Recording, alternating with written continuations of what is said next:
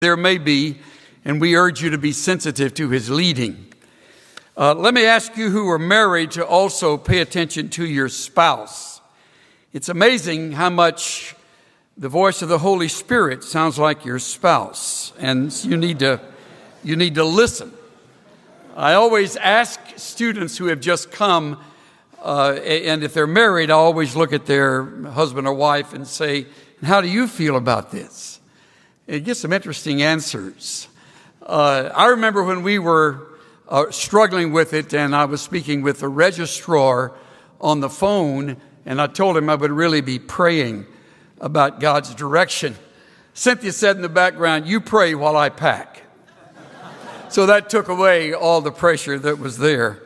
So having your spouse alongside you, if you are married, makes all the difference in the world. Now today I want to talk about facing your giants. Giants. It's easy to talk about giants as long as they're lumbering over someone else's landscape. But when you find them at your doorstep or discover that one has invaded your home, or even more dangerously come inside your head, you realize how intimidating a giant can be. They have several names, these giants of ours. If I had the time, I would rattle off 12 or 15, just a few to start our thinking. There's a giant called fear. Fear. Even though most of us don't want to admit it, most of us entertain fears. If you're among those who are looking at the school, one of your fears would probably be financial circumstances. The fear of inadequacy. The fear of academic demands. I spoke with a first-year student just before coming up to my little office here shortly ago, and I said to her, "How's it going?" She said, "It's more difficult than I thought it would be." And you who have not yet begun your courses here, perhaps entertain fears of the academic demands, and they are certainly there, though there is no reason to fear, as we will learn. And there's always the fear of the unknown, not knowing what looms out there on the horizon. And you think about it, your imagination kicks into gear, and before long, you're off and running and feeling again intimidated. There's another fear, unresolved conflicts. Maybe there are some going on in your marriage. Maybe in a friendship that was once strong and close. But now, because of the conflict, you're at a distance from each other. You feel fractured. Sometimes these conflicts lead to bitterness. Someone wrote that bitterness is like drinking poison, thinking it will kill the other person. Some people are eaten up with bitterness. You may be in that category. It is easy as we get older to have a list of enemies that we stack up, if not written down, at least in the back of our heads. Then there is the giant of jealousy and envy. I used to battle with that, quite honestly. Most folks don't know that. Cynthia could tell you, when we were dating, I was filled with jealousy. I worried about the most stupid things, and as I look back, it still feels embarrassing. But I don't know of any sin that attacks the ministry like envy or jealousy.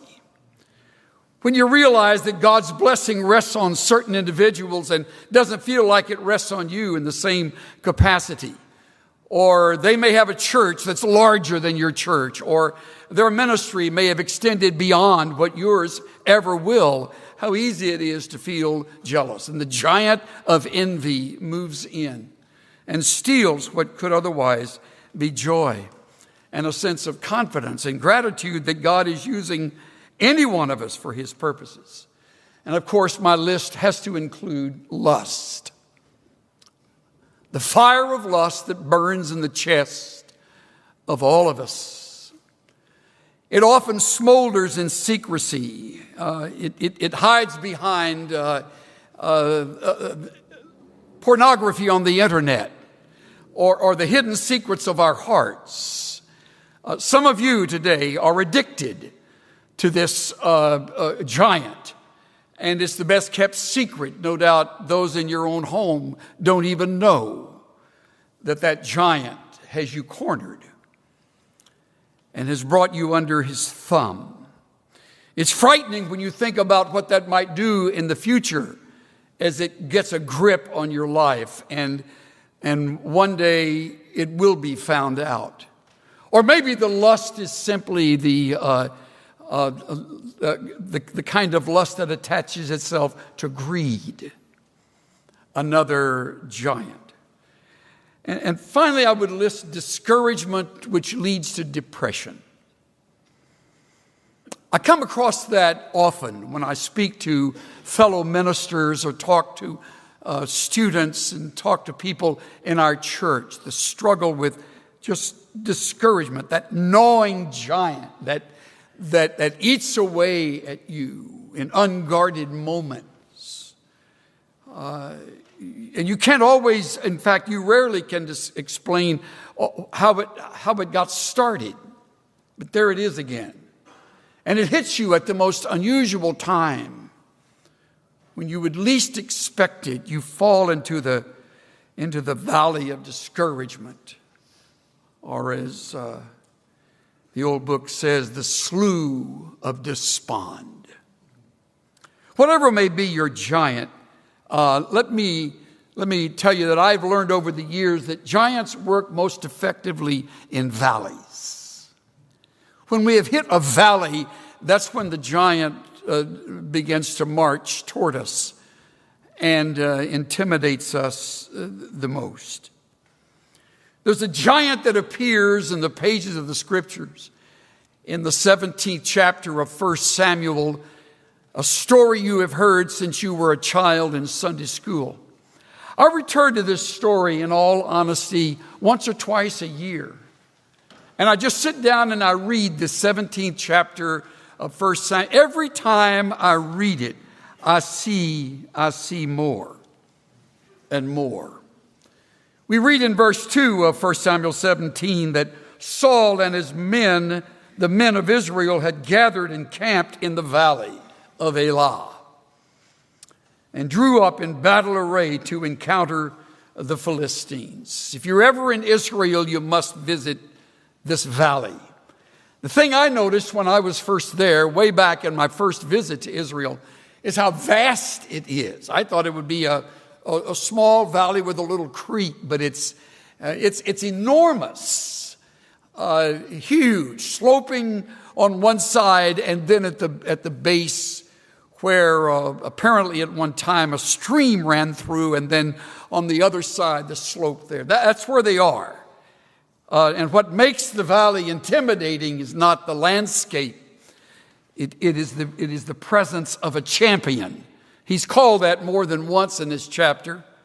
In fact, the emphasis always falls on the externals when you deal with giants. In this case, we read that the Philistines stood on the mountain on one side and Israel stood on the mountain on the other side, and the valley between them. Then a champion came out from the armies of the Philistines named Goliath. I know you know the story. I know you're familiar with where it's going, but I want to ask you for a few moments to put yourself in that valley and to imagine looking across the way and seeing this huge, imposing individual in full armor. We read that he was about 9 feet 7 inches tall. I've never known anyone that tall. I know a number of people over 7 feet tall, but I've never seen anyone even 8 feet, to say nothing of almost 10 feet in height. As if that isn't enough, we read that he wore a bronze helmet on his head and was clothed with what's called scale armor that weighs about 150 pounds, just the coat of mail that went from his shoulders to his knees. And then he has these bronze leggings and then a bronze javelin slung between his shoulders. And in addition to that, the shaft of a spear, may have been like a club. And the head of it was about 25 pounds. And he had a shield carrier who walked before him. That's the most nervous job of the whole group. The guy that's the shield bearer for Goliath. It was, by the way, a full-length shield. So he not only is armored, he has a shield to protect himself from whatever you may throw at him, or so he thought. And he stood and he shouted. He continues this, we read in the chapter, verse 16, for 40 days and nights. He is screaming these words of threat. I've often looked on Goliath as the cross-eyed discus thrower. He didn't set any records, but he sure kept the crowd awake. That's Goliath. I mean, he's marching up and down on the other side of the slope saying, send me whoever you wish. And whoever wins will gain the mastery over this country, this nation. You win, you own us. We win, you're our slaves. Giants are like that. They're full of intimidating words, and when they get inside your head, you hear the screams over and over again. Even though you pray, even though you are aware and are warned of this in a message like this one, there they are. And you hear their voices. And he, verse 8, stood and shouted to the ranks of Israel. And so, why do you come out to draw up in battle array? Am I not the Philistine and you servants of Saul? By the way, the tallest one on the Israeli side is Saul, but he's not out there fighting him. Saul's a celebrity. He's not a hero. There's a real difference. We're going to meet a hero in a moment, but he says, choose a man for yourselves and let him come down. If he's able to fight with me and kill me, we will become your servants, and vice versa. And again, verse 10, the Philistine said, I defy the ranks of Israel. And I'm sure there were a few curse words thrown in as well. And he took great delight in it, as you could just hear the armor he was wearing clanging. For one day after the next. And we read, they were intimidated to the point, into verse 11, that they gave way to dismay and fear. See it? Greatly afraid. There he is, for everyone to see, mean as a junkyard dog. He's a warrior from his earliest years, and he's nobody to mess with. And Israel knew it, and all retreated to their tents. Now suddenly the text moves us about 10, 15 miles due east to a little hamlet named Bethlehem. And there at Bethlehem there is a family. Several of the boys are already deployed in the army, and they're fighting with Saul. Or they're afraid alongside Saul, but there's one that remains. And the father, whose name is Jesse, says to this young man, David, I want you to take this to those who are in battle. And he gives him some supplies, some food. Verse 14 tells us that David was the youngest, and the three oldest followed Saul. They are named up here in verse 13. Eliab, the firstborn, Abinadab, the second, and Shammah, apparently old enough to fight in the army. So he's got three boys in battle, and now he's saying to David, this teenager, run this errand and take this over to them. Understand, David has never seen the battle. He's been keeping his father's sheep, and he could have been 100 miles away and not known less about it. And so he hears his father. He understands the responsibility, and so he runs the errand, and he comes on the scene, and he sees this situation for the first time.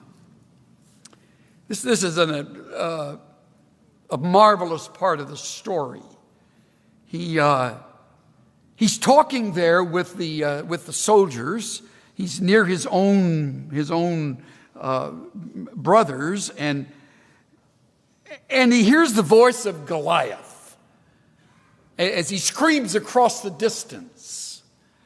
And David, who is unintimidated, fresh out of the field, having protected the sheep, as we will read, from wild animals, which, by the way, that is never recorded when that happens. So all of this is happening in his private world, but that's his background. He's a man of the field. He is a lover of God, and his heart is pure.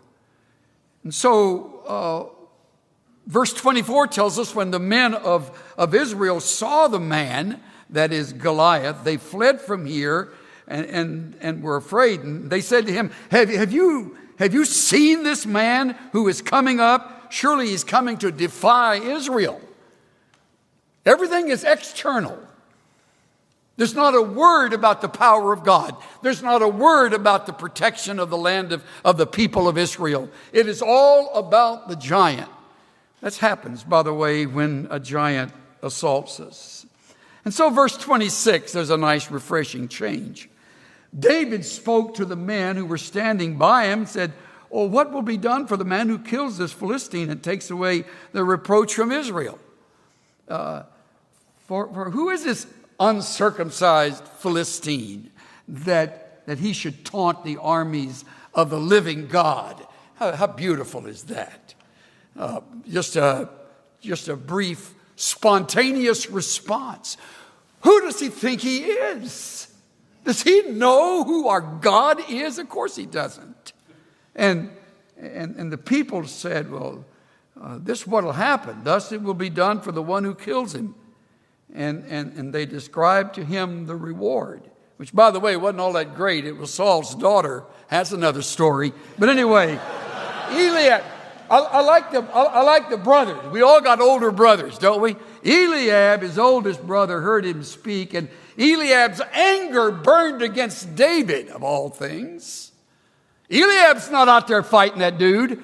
He's back with his knees knocking in the tent, but his young runt of a brother shows up and says, "Who is this uncircumcised Philistine?" You know, Eliab has a choice word for David. He said, "Why have you come down?" Listen to this. "And with whom have you left those few sheep out in the field?" Makes you want to cut his lips off when you hear a guy say something like that. I'm surprised David didn't slug him. But of course, he's not the enemy. That is not the main enemy. There'll always be people who will bring you down. There will always be folks who want to make you look foolish. Especially when you decide you're going to walk by faith and not sight. Especially when you determine you're going to have a ministry that's different. It's not based on what everyone else is doing and saying and communicating. It's based on what you know the Word of God teaches. And that's what you're going to be doing. You're committed to it. And in come the giants. And in come the friends of the giants. "And with whom have you left those few sheep in the wilderness?" I know your insolence and the wickedness of your heart. You have come down in order to see the battle. There's a suggestion that it might even say, "Be seen at the place of battle." You've come so folks will think you're a big shot. David said, wasn't I just asking a question? I like the way the old King James renders this. "Is there not a cause?" You men don't realize that there's a cause to fight for? Yeah. The giant wore scales, but believe me, the more obvious scales were those on the eyes of everyone in Saul's camp who focused on the giant, the giant. It's all about the giant. David's focus is on the Lord his God, as we're going to see. Verse 32, David said to Saul, let no man's heart fail on account of him. Your servant will go and will fight with the Philistines. Now listen to Saul. Saul said to David, you're not able to do it. Isn't that encouraging? I mean, Saul's not doing it. You'd think he'd be willing to have anybody go and give it a try. But of course, this young teenager standing in front of him, he says, you're but a youth, and he's been a warrior from his youth. David said to Saul, your servant, now listen to this, only time you'll know about it. David says, oh no, you don't understand, King Saul. Back when I was keeping my dad's sheep, there was a lion and a bear that came and took a lamb from the flock, and I went out after him and attacked him. When's the last time you visited a zoo and got a real good look at a lion, or been up in Alaska and seen a bear? You want to have a lot of distance between you and that bear you're looking at. They're the top of the food chain. They're the baddest things around. And he said, well, a lion come, and look at how he puts it. He said, I went after him and attacked him and rescued it. That's the lamb from his mouth. And when he rose up against me, I seized him by the beard and struck him and killed him. No one ever would have known it if it hadn't been for that verse of Scripture. And he says, your servant has killed both the lion and the bear. This uncircumcised Philistine is nothing compared to those four-legged animals I've fought with, and God has given me a victory over. David said, the Lord who delivered me, look at his eyes. His eyes are on the Lord. What a wonderful way to deal with giants. As the Lord delivered me from the paw of the lion, the paw of the bear, well, he'll deliver me from the hand of this Philistine. And Saul said, go, and God bless you. Isn't that crazy? Okay. But that's not all Saul says. Look at the next scene. Saul clothed David with his armor. Saul is a 58 long, and David is about a 36 regular. And so he puts all of this on him. He looks like a walking garage sale from an Army and Navy surplus store. He's got a helmet looking out the ear hole of it. He's got big old Saul's armor and got big old boots on. And David, look at how it reads. I love this. He clothed him with his garments and put a bronze helmet on his head, and clothed him with his armor and girded his sword over his armor. And David tried to walk, for he had not tested them. So David said, I cannot go with these. May I add that you cannot fight in someone else's armor. You got armored men and women sitting on this platform whose lives we all respect. They don't walk on water, but I'll tell you what, they're about the best around. But it's easy to think that something about them will somehow become yours by osmosis. It doesn't work like that.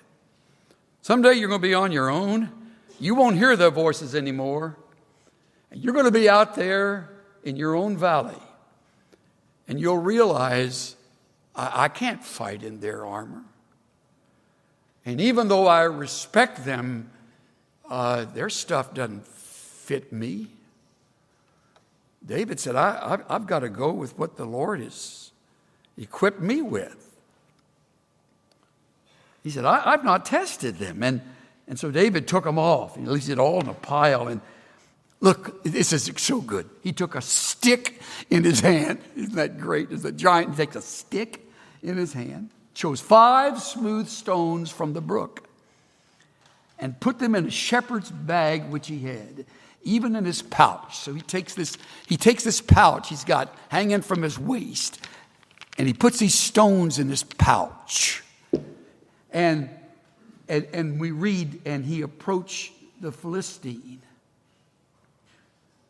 The Philistine came and approached David with a shield bearer in front of him, and he disdained him. He was but a youth. And Philistine, verse 43 says, Am I a dog is this? As a matter of fact, you are. Am I a dog that you come to me with sticks? And the Philistine cursed David by his gods. How dare he do that to God's anointed?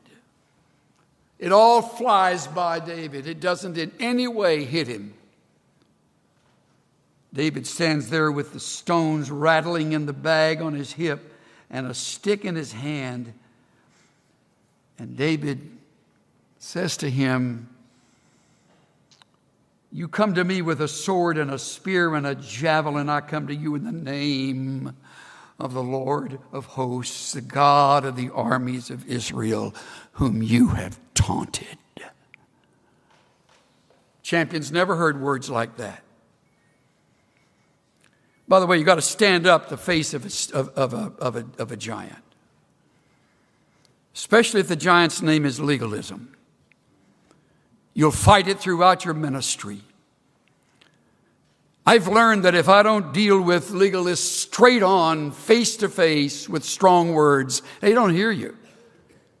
And they do their best to tear your church apart or to put people under their control.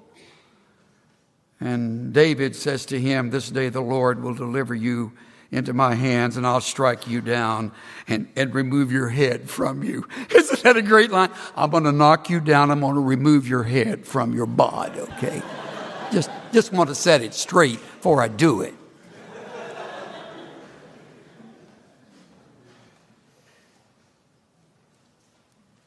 Verse 49, David put his hand into the bag, took from it a stone. Can't you hear? Hit him right between the running lights. I mean, he fell like a sack of salt. Just like that. Gone. Now you're talking. That's really all it takes. In fact, the simple statement is verse 50. David prevailed over the Philistine with a sling and a stone and struck the Philistine and killed him. But there was no sword in David's hand. He didn't fight with swords. He had learned to fight with stones and a staff. That's what worked for him. And he had cultivated it. And the men of Israel and Judah arose and shouted and pursued the Philistines as far as the valley and to the gates of Ekron. And we go back to David. David, verse 54, I like this part, took the Philistine head and brought it to Jerusalem. So David stands over the champion, cuts that old head off, holds it up like this. It'd make every Marine salivate. There it is. Look at that. That's what he really is. He's nothing. He's nothing in comparison to the Lord our God. And he brought the head to Jerusalem. And notice in verse 54, he put the weapons in his tent, David's tent. Don't go too quickly over this wrap-up of the battle. That's significant. What else is in David's tent? How about the paw of a bear? How about the mane of a lion or the tail? Just a reminder of those lion and bear moments when God wrought a victory through him. He put the weapons in his tent. My time is up, but I brought along a bag of stones, which came from the valley of Elah. That's right. When I first used this little bag of stones, I was here at chapel, and Dr. Pentecost was sitting over here looking at me over the top of his glasses. He's been to Israel as much as Jesus, and so he listens to me as I say, I'm down there fingering these stones, and I'm thinking, boy, maybe David looked past some of these and chose the ones he chose. How great is that? Dr. Pentecost said to me later, hey, Chuck, says, you need to know that about every month, Tel Aviv sends a dump truck down to the valley, and for the sake of the tourists, drops all those stones in there. Leave it to Pentecost to mess up a great illustration, huh? So I now tell people these are not David's stones, but these are stones that at least were right where he got his. Let me give you 5 things to remember about giants. Here we go. Number 1. All giants seem larger than they really are. All giants seem larger than they really are. You think you'll not be able to get control over whatever that giant is, one I named or maybe one I didn't name. It seems larger than it really is. It's not larger than our God. It's not larger than your Savior. Here's the second. Success in facing giants depends on how well you prepare for them. By the way, you do that in private. We're not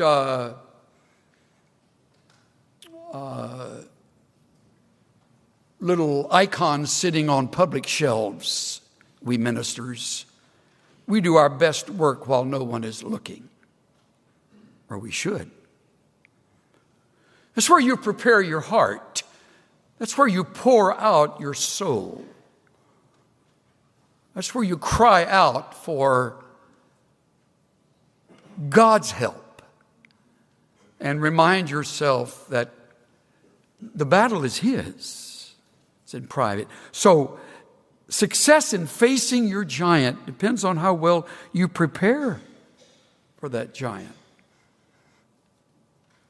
3, never forget your own lion and bear stories. Every one of you has some. I have some. They have been entered into my journal, so I'll never forget them. That's why I say to you, don't ever forget what God has done for you. It's a little cliche, count your many blessings. You can put it that way, but think of them as God's powerful working in and through your life. Never forget your own lion and bear stories. Remember that magnificent, impossible situation that God turned around for you. Remember that prayer that you offered in a weak faith, and by the grace of God, He answered. Most of you never dreamed of sitting in this place 2-3 years ago, and here you sit. There's some lion and bear stories that have gone into that. Number 4, when the crucial moment arrives, remember these 5 words. The battle is what? The Lord's. The battle is the Lord's. The day you take on a giant in your own flesh is a day you will face defeat. All the way through this episode, this brief battle, David's focus is on the Lord his God. No wonder he's called a man after God's own heart. Everybody else focused on the giant. David realized that his God was greater than any giant. So when the crucial moment arrives, remember those 5 words. Learn to say them to yourself. I don't know how many times I've said the words to my own self or to Cynthia as we're driving somewhere, going through a tough time. Let's remember, honey, the battle is the Lord's. Let's remember, this isn't our battle. This is the Lord's battle. He's the warrior. He's the triumphant one. He's the majestic one. We're nothing without Him. Number 5. Following every giant victory, place a reminder in your mental trophy case. Following every giant victory, place a reminder in your mental trophy case. I hope you journal. I hope you have a place where you record You literally write down the way God handled whatever and slew your giant. Years ago, all of us remember the very effective life of Corrie ten Boom. Remember? Remember her words when she would describe what she was going through with Betsy before Betsy's death?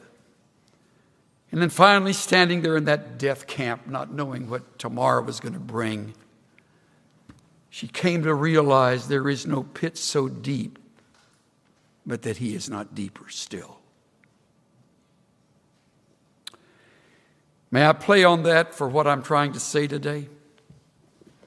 There is no giant so great that he is not greater still. Please bow with me.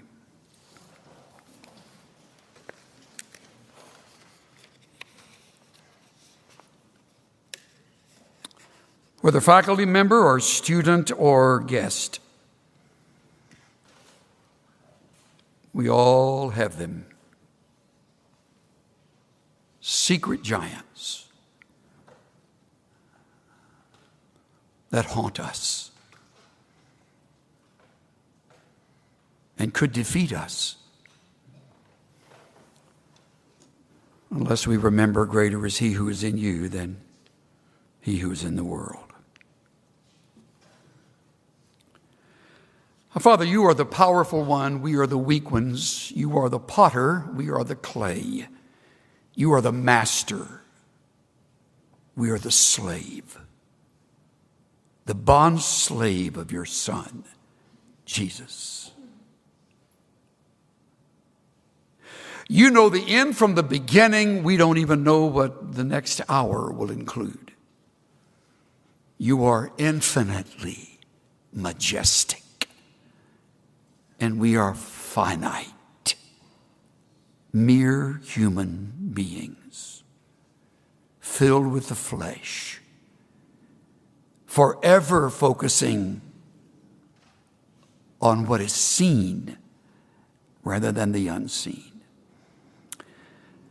Begin to deliver us from that habit, I pray, and build within us a strong determination to take on whatever may be a giant in the power of your Spirit and in the majestic name